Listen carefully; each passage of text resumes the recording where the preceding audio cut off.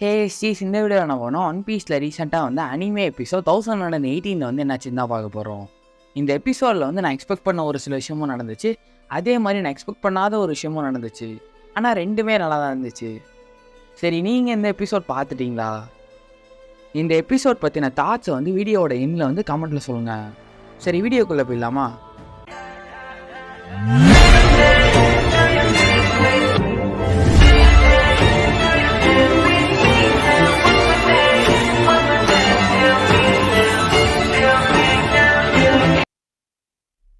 இந்த எபிசோடுமே போன எபிசோட் எங்கே முடிஞ்சதோ அதே இடத்துல தான் ஆரம்பிக்குது. நம்ம ஷாபோ வந்து இவான்கா கிட்டேயும் மங்கிரி டிராகன் கிட்டேயும் மரிஜாஸ் என்னாச்சு அப்படின்னு சொல்லிட்டு எக்ஸ்பிளைன் பண்ணுறான். அதே மாதிரி நம்ம அலபஸ்டாவோட கிங் கோப்ரா வந்து 5 எல்டர்ஸாக பார்க்கறதுக்காக உள்ளே போகிறாரு. இந்த எபிசோடோட டைட்டில் வந்து the holy land in tumult, சாய் அண்ட் லியோஸ் ஃபுல் பவர் ப்ளோ. ஸ்டார்டிங்கில் நம்ம ஷாபோ வந்து ஹோலி லேண்ட் மரிஜாஸில் இருக்கிற சோல்ஜர்ஸ் எல்லாருமே அடித்து பறக்க விட்டுட்டு அவங்க கிட்ட இருக்கிற கீஸை வந்து எடுத்துகிட்டு இருக்கான். லாஸ்ட்டில் எல்லாருமே அடித்து போட்டுட்டு ஸ்லேவ்ஸை ஃப்ரீ பண்ணுற அந்த கீ எடுக்கும் போது கதவை யாரோ திறக்கிற மாதிரி காட்டுவாங்க. யாருன்னு பார்த்தா நம்ம ஜுவல்லரி போனி தான். நீ சாபோ தானே அப்படின்னு சொல்லிட்டு அவள் வந்து சாபோ கிட்ட கேட்பா. அப்போ சாபோவும் போனியை பார்த்தோன்னே போனின்னு சொல்லிட்டு ஷாக் ஆவான். போனி வந்து சாபோ கிட்ட நல்ல வேலை உனக்கு என்ன தெரிஞ்சதுனால இது வந்து டைமை சேவ் பண்ணுது, நம்ம 2 பேருக்கும் ஒரே கோல் தான் இருக்குது அப்படின்ற மாதிரி சொல்கிறா. போனி சாபோ 2 பேருமே கேஸ்டல்குள்ளே வந்து தப்பிச்சு ஓடிட்டு இருக்காங்க. இன்ட்ரூடர்ஸ் வந்து உள்ளே வந்துட்டாங்க. அவங்க வந்து ஸ்லேவ்ஸோட கீஸை வந்து எடுத்துட்டாங்க, அவங்கள வந்து பிடிங்க அப்படின்னு சொல்லிட்டு அங்கே இருக்கிறவங்களாம் சொல்லிட்டு இருக்காங்க. சாபோவும் போனியும் போகிற வழியில் வந்து பேசிகிட்டே போவாங்க. அப்போ சாபோ வந்து நான் கூமாசானுக்கு வந்து ஒரு பொண்ணு இருக்கு அப்படின்னு சொல்லிட்டு எதிர்பார்த்தேன் அப்படின்ற மாதிரி சொல்லுவான். அதுக்கு போனி வந்து ரெவல்யூஷனரி ஆர்மி என்ன பண்ணுறாங்க அப்படின்னு சொல்லிட்டு நானுமே நோட்டீஸ் பண்ணேன் அப்படின்னு சொல்கிறா. ஸோ உங்களை நம்புகிறேன் அப்படின்னும் சொல்லுவா. போனி வந்து சாபோ கிட்டே எங்கள் அப்பாவை காப்பாற்றுங்க அப்படின்ற மாதிரி சொல்லுவா. அதுக்கு சாபோ வந்து நாங்கள் அதுக்கு தான் வந்திருக்கோம் அப்படின்ற மாதிரி சொல்லுவான். அப்போ சாபோ வந்து கராசு கிட்ட வந்து ஸ்லேவ்ஸை ஃப்ரீ பண்ணுற கீயை கொடுத்து கூமாசானையும் மிச்சம் இருக்கிற ஸ்லேவ்ஸையும் ஃப்ரீ பண்ணி முடிச்சுட்டு ஸ்ட்ரைட்டாக ஹெட் குவார்ட்டர்ஸ் போயிடுங்க, இதோட நம்ம மிஷின் வந்து கம்ப்ளீட் ஆகுது அப்படின்னு சொல்லிட்டு சாபோ சொல்லுவான். இதை மிச்சம் இருக்கிற கேப்டன்ஸ் கிட்டையுமே சொல்லிடுங்கன்னு சொல்லுவான். கராசு வந்து அதுக்கு சாபோ கிட்ட அப்போ நீ சாபோ அப்படின்னு சொல்லிட்டு கேட்பான். அதுக்கு சாபோ வந்து எனக்கு ஒரு வேலை இருக்குது, நான் அதை முடித்தோடனே உடனே வந்துடுறேன் அப்படின்ற மாதிரி சொல்லுவான். அப்புறம் சாபோ வந்து போனி கிட்ட நீ அடுத்தது என்ன பண்ண போகிற அப்படின்ற மாதிரி கேட்பான். அதுக்கு போனி வந்து நான் எக்ஸைட் ஐலண்ட் போக போகிறேன் அப்படின்ற மாதிரி சொல்லுவா. தனியாக போகிற அப்படின்ற மாதிரி சாபோ கேட்பான். அதுக்கு போனி வந்து ஆமான்னு சொல்லுவா. சாபோ வந்து நீ ஓகேவா இருப்பியா, அது வந்து வேர்ல்டு கவர்மெண்ட்டோட டெரிட்டரி அப்படின்ற மாதிரி சொல்லுவான். நான் எங்கள் அப்பாவை பழையபடி மாற்றணும், வெகாப்பன் கிட்ட போய் கேட்க போகிறேன், அதனால தான் நான் கடல் கடந்து வந்தேன் அப்படின்ற மாதிரி சொல்லுவா. அதுக்கு சாபோ வந்து கூமாசனை வந்து பழையபடி மாற்ற முடியுமா அப்படின்ற மாதிரி கேட்பான். அதுக்கு போனி வந்து பழையபடி எங்கள் அப்பா வந்து என்னாலும் நான் மாற்ற சொல்லுவேன், அப்படி வழியே இல்லைன்னா நான் வெகாப்பனுக்கு வந்து கொன்னுடுவேன் அப்படின்ற மாதிரி சொல்லுவா. அந்த இடத்துல வந்து கட் பண்ணிவிடுவாங்க. அங்கே காட் பண்ணிகிட்டு இருக்க சோல்ஜர்ஸ் வந்து அந்த இடத்துக்கு வந்துடுவாங்க. அப்போ நிறைய பேர் வராங்க அப்படின்னு சொல்லிட்டு நம்ம சாபோ வந்து போனியை கேரி பண்ணிட்டு கேஸ்டலோட டாப்புக்கு போயிடுவான். அப்போ போனி வந்து சாபோ கிட்ட வந்து தேங்க்ஸ் சொல்லுவா. கீழே இருக்க சோல்ஜர்ஸ் வந்து திரும்ப இந்த டவரில் இருக்க காட்சை வந்து குறைச்சிட்டாங்க அப்படின்ற மாதிரி சொல்லுவாங்க. அப்போ அங்கே இருக்கிறதுலே ஒருத்தன் வந்து உனக்கு தெரியாதா இது அதனால தான் இருக்கும் அப்படின்ற மாதிரி சொல்லுவான். அவங்க லாஸ்ட் சேம்பரை வந்து பார்த்துருக்காங்க அப்படின்னு சொல்லிட்டு அங்கே இருக்கிறவங்களாம் பேசிகிட்டு இருப்பாங்க. நம்ம சாபோ வந்து மேலே இருந்து இது எல்லாத்தையுமே கேட்டுட்டு அவங்க என்னத்தை பற்றி பேசுகிறாங்க அப்படின்ற மாதிரி யோசிக்கிற மாதிரி காட்டுவாங்க. அதுக்கப்புறம் சாபோவும் போனியும் கேஸ்டலுக்கு வெளியில் வந்துடுவாங்க. சாபோ வந்து எக்கெட் வந்து நியூ வேர்ல்டில் இருக்குது, நாங்கள் வந்து ஆப்போசிட் டைரெக்ஷனில் போகிறோம் அப்படின்ற மாதிரி சொல்லுவான். அப்போ நம்ம போனி வந்து இப்போ பாய் சொல்லணும் அப்படின்ற மாதிரி சொல்லுவா. அதுக்கு சாபோ வந்து பார்த்துரு அப்படின்ற மாதிரி சொல்லுவான். அப்போ போனி வந்து ஒரு நிமிஷம் முழிச்சிட்டு இது ரொம்ப வீடாக இருக்குல்ல, நான் வந்து ஒரு பைரட்டு, நீ வந்து ஒரு ரெவல்யூஷனரி ஆர்மி, ஆனால் நீ என்கிட்ட வந்து கைண்டாக இருக்கு அப்படின்ற மாதிரி சொல்லுவா. அதுக்கு சாபோ வந்து நம்ம 2 பேரும் ஒரே பர்சனை வந்து சேவ் பண்ணணும்னு வந்திருக்கோம் அப்படின்ற மாதிரி சொல்லுவா. சரி, எங்கள் அப்பாவை பார்த்துக்கோ, எங்கள் அப்பா வந்து காப்பாற்றிடு அப்படின்ற மாதிரி போனி சொல்லிவிட்டு அந்த இடத்த விட்டு கிளம்பிடுவா. அப்புறம் சாபோ வந்து லாஸ்ட்டு சேம்பர் பற்றி அங்கே இருக்கிற சோல்ஜர்ஸ் வந்து பேசினதை வந்து திரும்ப நினச்சி பார்ப்பான். அதுக்கப்புறம் மரிஜாஸ்குள்ளே திரும்ப போவோம். அலபஸ்டாவோட கிங் கோப்ரா வந்து 5 எல்டர்ஸை பார்க்கறதுக்காக உள்ளே போகிறாரு. நம்ம கிங் கோப்ரா வந்து உள்ளே போனோடனே அந்த த்ரோனை தான் பார்க்குறாரு. அந்த எம்டி த்ரோனுக்கு கீழே வந்து ஏகப்பட்ட ஷாட்ஸ் வந்து சரௌண்ட் ஆன மாதிரி இருக்குது. அப்போ கீழே வந்து 5 எல்டர்ஸ் வந்து நிற்கிறாங்க. 5 எல்டர்ஸ் வந்து நீங்கள் ஏதோ எங்ககிட்ட கேட்கணும்னு சொன்னீங்களே, என்ன அது அப்படின்ற மாதிரி கேட்பாங்க. அதுக்கு கிங் கோப்ரா வந்து நான் எங்கே இருந்து ஆரம்பிக்கிறதுனே எனக்கு தெரியல, வேர்ல்டு கவர்மெண்ட் வந்து கரெக்டாக 800 வருஷத்துக்கு முன்னாடி ஒரு 20 கண்ட்ரீஸ்னால தானே க்ரியேட் ஆனிச்சு.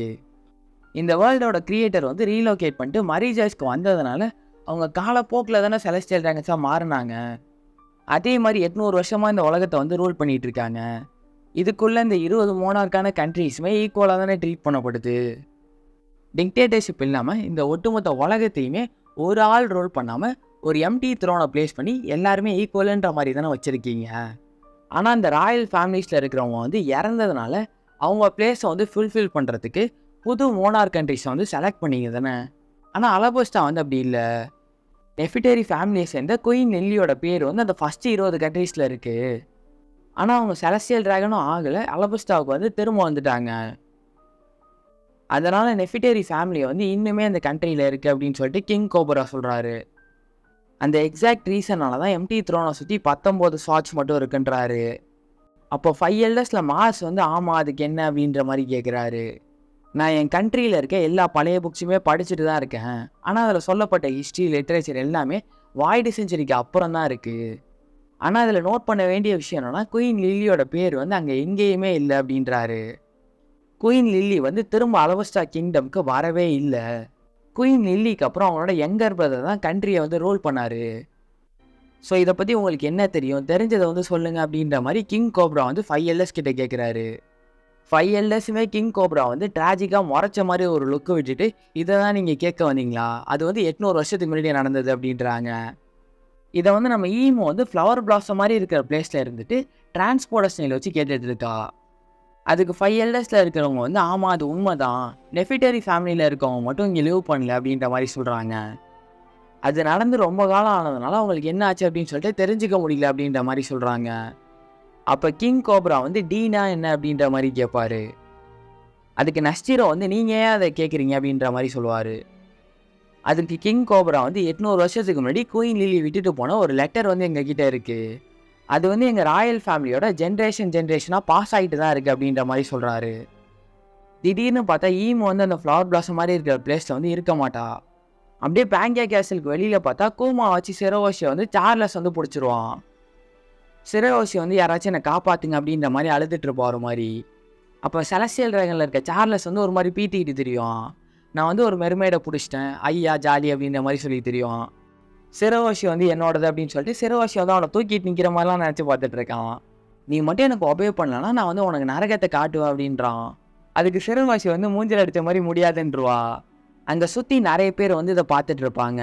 சிரோஷியோட கண் வந்து கலங்கி திரும்ப ஒரு மாதிரி அழ ஆரம்பிச்சிருவா. அங்கே சுற்றி இருக்கிற பைத்தியக்கார பையனெல்லாம் ஹெல்ப் பண்ணுவான்னு பார்த்தா அவங்க எல்லாருமே தெரிச்சு ஓட ஆரம்பிச்சிருவாங்க. யாரா நீங்கள் அப்படின்ற மாதிரி தான் இருக்கும். அப்புறம் நம்ம சிரோஷியோட 3 அண்ணனுமே அந்த இடத்துக்கு வந்துடுவாங்க. அவங்கக்கிட்ட போயிட்டு சார்லஸ் வந்து நான் சிரோஷியை வந்து என் பெட்டாக வச்சுப்பேன் அப்படின்னு சொல்லிட்டு கடுப்பேற்றுற மாதிரி திரும்ப சொல்லுவான். அப்போ சிரோஷியோட அண்ணன் 3 பேரும் கடுப்பாகி சார்லஸ் வந்து பொழக்க போவாங்க. அவன் வந்து கூமா வச்சு பீமை ஷூட் பண்ண வச்சு கவுண்டர் அட்டாக் பண்ண வச்சுருவான். இன்னொரு சைடில் ட்ரெஸ்ஸரோஸாலாக இருந்த ரெபேக்காவும் அப்புறம் லியோவும் வந்துட்டு இருப்பாங்க. அப்போ நம்ம சாயுமே இந்த வாட்டி அவனை விட மாட்டேன் அப்படின்னு சொல்லிட்டு மியாஸ்கார்டுன்னு சொல்லிட்டு ஒரு செலஸ்டியல் ட்ராகன்ட்ட சொல்லிட்டு போவான். திரும்ப சிரோஷியோட அண்ணன் 3 பேரும் அட்டாக் பண்ணுறதுக்கு போவாங்க. அப்போ மியாஸ்கார்டு வந்து அவங்க 3 பேரையும் தடுத்துட்டு நீங்கள் வந்து விட்டுருங்க அப்படின்ற மாதிரி சொல்லுவார். சிரோஷியோட அண்ணன் வந்து கடுப்பாய் என்ன வித்தியாசம் உங்களுக்கும் எங்களுக்கும் இருக்குது அப்படின்ற மாதிரி கேட்பான். என் தங்கச்சியை வந்து நான் காப்பாற்றணும் என்ன ஆனாலும் அப்படின்னு சொல்லுவான். அப்போ மியாஸ்கார்டு வந்து அவங்க பைரட்ஸு, அவங்க வந்து எந்த கண்ட்ரிக்கும் பொறுப்பாக மாட்டாங்க அப்படின்ற மாதிரி சொல்லுவான்.